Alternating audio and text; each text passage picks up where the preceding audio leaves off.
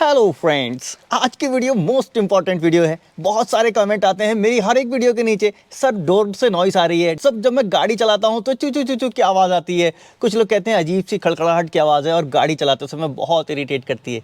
तो आज इस डोर नॉइस के ऊपर स्पेशली फोकस कर रहा हूँ और आपको सारे सॉल्यूशन बताऊंगा। डोर नॉइस कहाँ से आती है, आप पहचान जाओगे, कैसे चेक करोगे कि रीज़न कौन सा है और उस रीज़न का सोल्यूशन क्या है, वो मैं आपको बताऊंगा और खुद DIY आप कर पाओ। तो चलिए वीडियो स्टार्ट कर देते हैं। अभी मेरी गाड़ी नई है, डोर नॉइस नहीं है, लेकिन फिर भी एक आवाज़ है। कैसी आवाज़ है? जब कभी भी इस गाड़ी को मैं ऐसे रफ रोड पे ड्राइव करता हूँ और गाड़ी ऐसा मूवमेंट करती है, ऐसे ऐसे गाड़ी हो रही है, तो एक चूं चूं, कभी इधर से कभी इधर से, कभी पीछे से तो कभी डिग्गी से, ये आवाज़ आने लगती है। क्योंकि ये वीडियो बना रहा हूँ मैं हर किसी के लिए, तो हर एक तरह की आवाज़ को मैं आपको बताऊंगा और उसका सोल्यूशन बताऊंगा। डोर को आप बंद करते हो तो एक ये स्मूथ आवाज़ है, ये नहीं होती, खड़ सी आवाज़ आती है। और जब यही आवाज़ जब आप रोड पे चल रहे हो तो खड़खड़ खड़खड़ खड़खड़ ऐसे करती रहती है। और इसके अलावा नॉइस होती है, डोर बंद है और चलते चलते गाड़ी में कैसे आवाज़ आती है, जैसे कोई झटका पड़ा, खट खट खट, इस तरह से बीच बीच में वो कई बार आवाज़ कर देता है, कई बार नहीं करता है। तो पहले तो आप चेक करो कि आपकी गाड़ी में आवाज़ कौन सी है। अगर डोर नॉइस आ रही है, साइलेंटली चलने पर चूं चूं की नॉइस आ रही है, कुछ प्लास्टिक रगड़ने जैसी आवाज़ आ रही है, या फिर कुछ खड़खड़ाने की आवाज़ आ रही है जैसे शीशा हिल रहा हो, तो अब पहला सॉल्यूशन, आपका जो नॉइस है जो इस डोर से आ रही है। अब आप चेक कैसे करोगे कि नॉइस वो खड़खड़ाहट की है या फिर कुछ और है? आप एक काम करना, पहले तो इस डोर को बंद करो, आवाज़ चेक करो, नहीं आई, डोर को खोलो, बंद करो, इस लॉक को चेक करो, आवाज़ नहीं है। अब इसके बाद आपको सिंपल एक काम करना है, यहां पे हल्का सा हिट करो। अब अगर देखो आपको इस तरह से करने पे आवाज़ मिल गई खुले हुए डोर पे। अभी बंद का भी बताऊंगा। और एक चीज़, अगर वीडियो स्किप करके देख रहे होगे तो आपको एंड तक कुछ भी समझ में नहीं आएगा, वो आप अभी वीडियो को छोड़ दो, कोई फायदा नहीं है। क्योंकि मैं जो बताता हूं, मेरा स्टार्टिंग का पॉइंट और एंड का पॉइंट दोनों आपस में रिलेट करता है। और दोनों चीज़ों को आपने अगर बीच में मिस कर दिया तो फिर आपको लगेगा मुझे कुछ समझ में नहीं आया, या फिर ये तो ऐसे ही कुछ भी बोलता है। लेकिन मैं जो बोलता हूँ 100% फैक्ट के साथ बोलता हूँ, और मेरा एक्सपीरियंस होता है, मैं वही आपके साथ शेयर करता हूँ, इसके अलावा कुछ भी नहीं। अब देखो, अगर अंदर से आवाज़ आई थी खड़खड़ाने की, किस चीज़ की थी? ये सिर्फ एक प्लास्टिक का डोर पैनल होता है, लॉक से लगा होता है, इसको रिमूव किया जा सकता है, बहुत सारी वीडियोस में मैंने बताया है। अब इसके बाद ये जो विंडो ग्लास दिख रहा है आपको, इसको ऊपर और नीचे करने के लिए इस तरह की एक रेगुलेटर असेंबली लगी होती है। ये यहाँ पे लगी होगी और ग्लास इसमें माउंट होता है इन होल में। यहाँ मोटर माउंट होती है, जब मोटर घूमती है तब ये ऊपर जाता है, धीरे धीरे ऊपर जाता है, और साथ आपका ये ग्लास ऊपर नीचे होता है। और नॉइस की जो असली वजह होती है वो भी यहीं से शुरू होती है। ये ऐसे ही लगे रहने दो, बाहर मत निकालो। इसके नट बोल्ट होते हैं इस तरह के बोल्ट, ये बोल्ट को आप एक बार चेक कर लो, टाइट कर लो। लूज होते हैं तो यहाँ से खड़खड़ाहट की आवाज़ आती है। दूसरा, इसका वायर का टेंशन चला जाता है, ये यहाँ पे प्ले आ जाती है। जब ये प्ले आ जाएगी और ग्लास पूरा फिट नहीं होगा तब भी इस तरह की खड़खड़ाहट की नॉइस आती है। ये हो गया चैनल, इसको टाइट कर सकते हैं, या फिर ये कट गया है तो इसको चेंज करना पड़ेगा, तब जाके वो नॉइस जाएगी। अगर वो नॉइस खुले हुए डोर पे इस तरह से हिट करते हैं तो आती है। फिर आप यहाँ पे भी हिट करके चेक कर सकते हो, ऐसे ऐसे करके। अब नॉइस की एक दूसरी सिचुएशन वो देख लीजिए, वो भी बहुत ईजी है, DIY है, खुद से कर सकते हैं। आप डोर को पहले बंद करो, इस तरह से खोलो।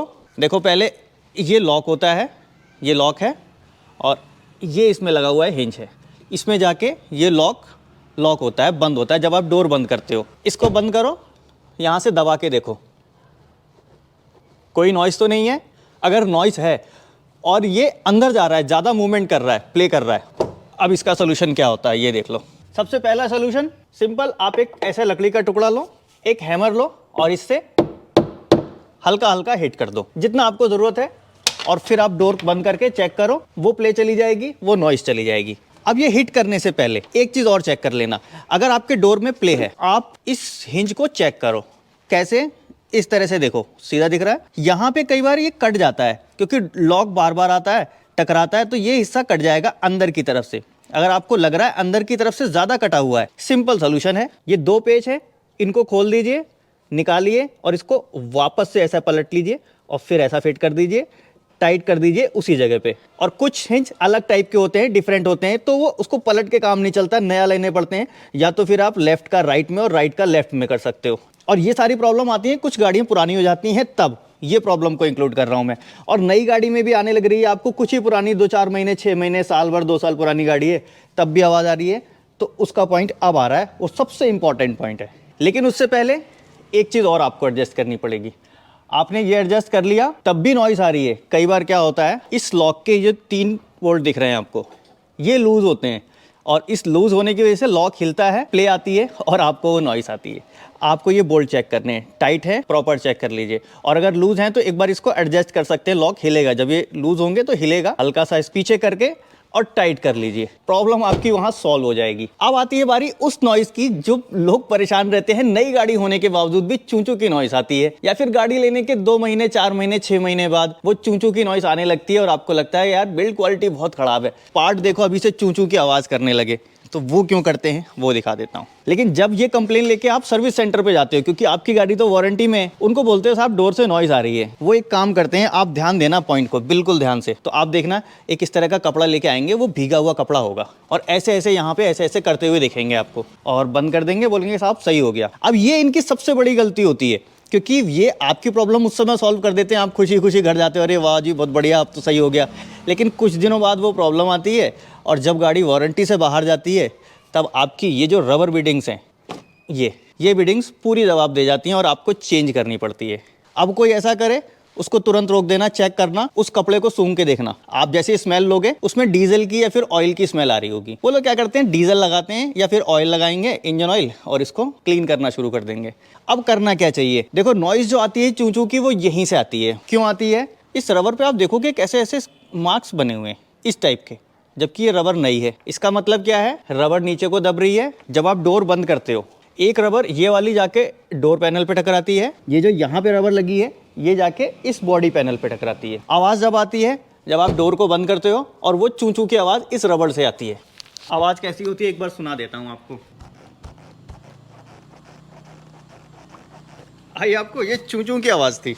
अब ये चूं चूं की आवाज़ आती है इसलिए क्योंकि ये रबर जो है ड्राई होने लगती है, ड्राई होती है, और ड्राई होने के बाद क्या होता है, ये दबने लगती है। जब इसका इलास्टिकनेस कम हो जाएगा और ये दबी रहेगी तो क्या होगा, आपस में टकरा के ये चूं चूं की आवाज़ करेगी। वो इसलिए करती है क्योंकि हमने इसका कभी ध्यान नहीं दिया, इसको मेंटेन करने का नहीं सोचा। इसको मेंटेन करने के लिए प्रॉपर क्लीन करना होता है, इसको मॉइस्चराइज करना पड़ता है, जिससे ये रबर ड्राई ना हो और इस तरह की आवाज़ ना आए और इसकी लाइफ लॉन्ग लास्टिंग हो। तो इस रबर को मॉइस्चराइज करने के लिए मेरे पास ये लिक्विमोली का रबर केयर है। कोई प्रमोशन नहीं है, दूसरी चीज़ें हैं वो भी लगा सकते हो आप। अब ये रबर केयर क्या काम करता है, देखो इसकी लाइफ को बढ़ाता है और इसके इलास्टिकनेस को बरकरार रखता है। कैसे यूज़ करना है वो बताता हूँ। पहले इसको क्लीन करना होगा। एक ये ब्रश है मेरे पास, आप कोई भी ले सकते हो, सिंपल। ये थोड़ा सा इसके ब्रशेस लंबे हैं तो मैंने ये लिया है। अब इसको